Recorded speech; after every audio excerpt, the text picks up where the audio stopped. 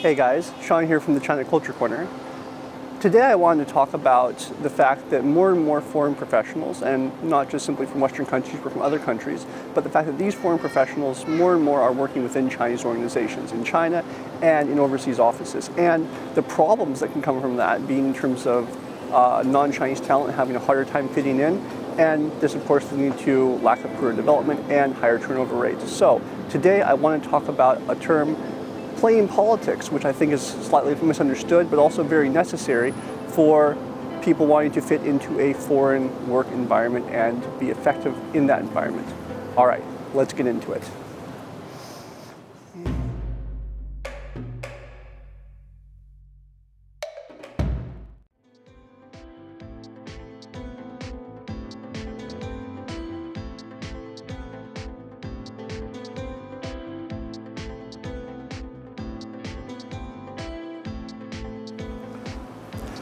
All right, so when I talk about playing politics in the context of overseas professionals working with Chinese organizations, the key to understand is that value creation is still at the core. We're not talking about playing politics, simply getting ahead by doing nothing of value to the company. But the reason I'm using the term playing politics is that one of the things that many foreigners don't consider when they join a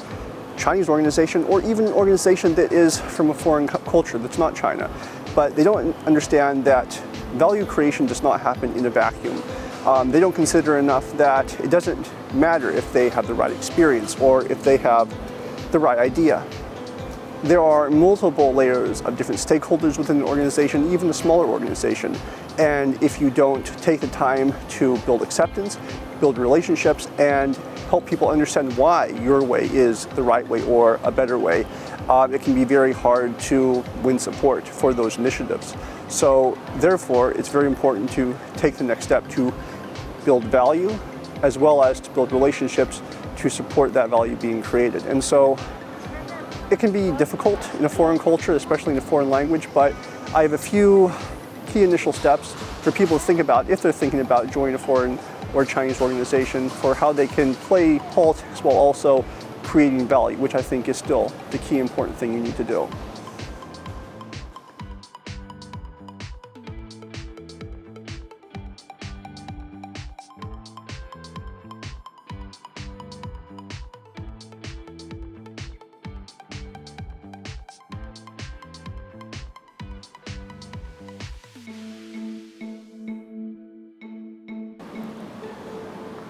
Now, one of the first things that I will advise many Western or overseas professionals on is to stay away from the expat bubble, which is all too common whether you're working, say, in a Chinese organization overseas, or if you're working within a Chinese organization in China and there might be an expat community. Now, I'm all for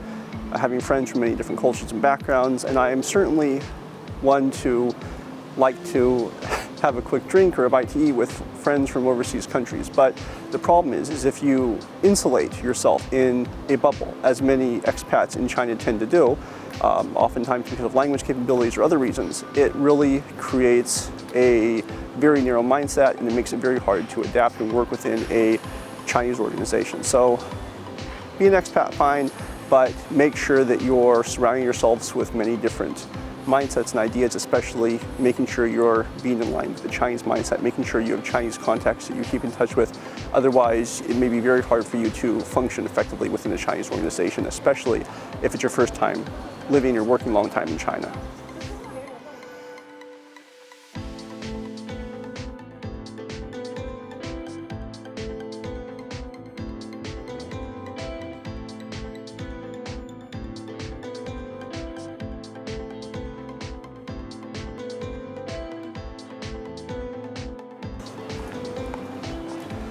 Now, another thing that I think is very important to understand if you're coming to a foreign culture, or especially a Chinese culture,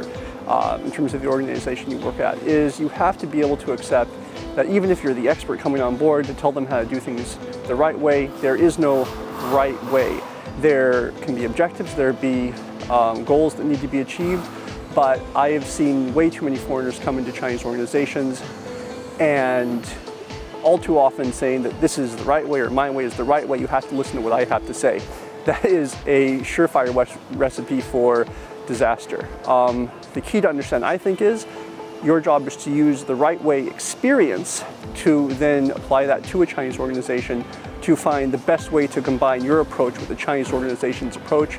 and their goals, as opposed to have everybody simply blindly listen to what you have to say. And it's all too common in terms of foreigners working in Chinese organizations, and it's very important if you want to be effective and add value is to be able to find that balance and accept that certain things need to be changed within a different environment in a Chinese organization.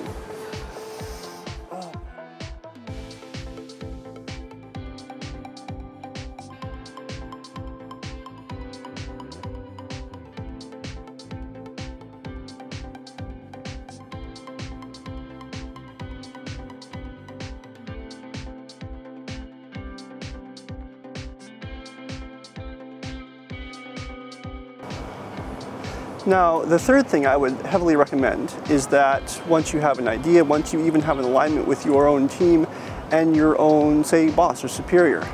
it's very important to be able to develop the ability within a foreign organization to talk and align across departments and to be able to build support for your ideas. And this, unfortunately, requires a lot of extra work. It might require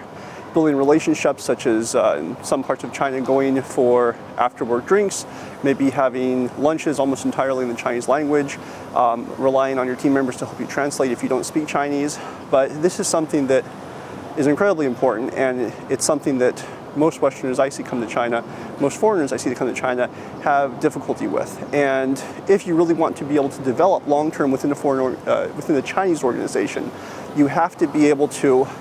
think beyond just doing your job or the expert position that you were hired for example, but you also have to be able to think about building those relationships and also building support for your ideas, because if you want people to support you, you also have to be able to think about what their goals are,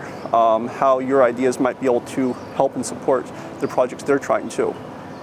take on and accomplish.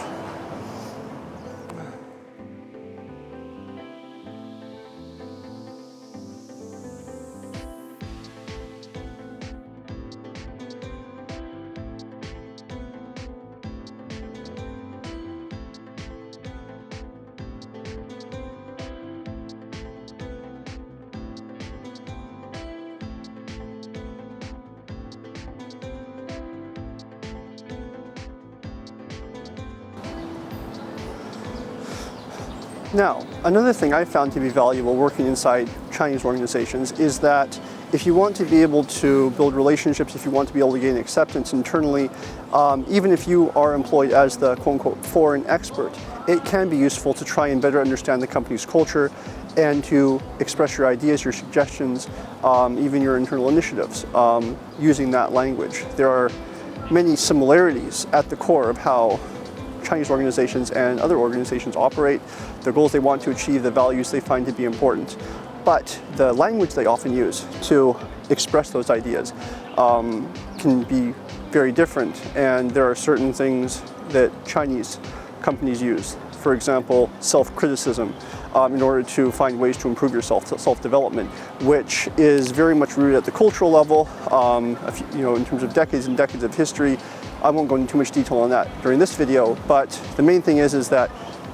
learning how the Chinese organization talks, and to a certain degree mimicking that, being able to use that language to express your own ideas to help the organization can help in terms of getting you greater internal acceptance.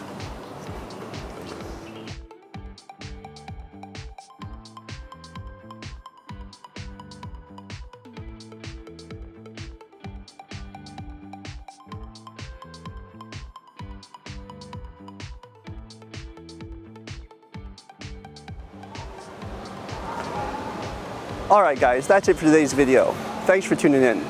If you have any questions about effectively fitting in or working within Chinese organizations, feel free to leave me a comment below. If you'd like to learn more about living in China, working in China, the Chinese technology industry, or other topics, I'd really appreciate it if you could subscribe to my YouTube channel or even my website, thechinaculturecorner.com. And if you'd like to have more conversations about living and working in China, you can follow me on Twitter at SeanUM_China, and I'd be happy to talk more.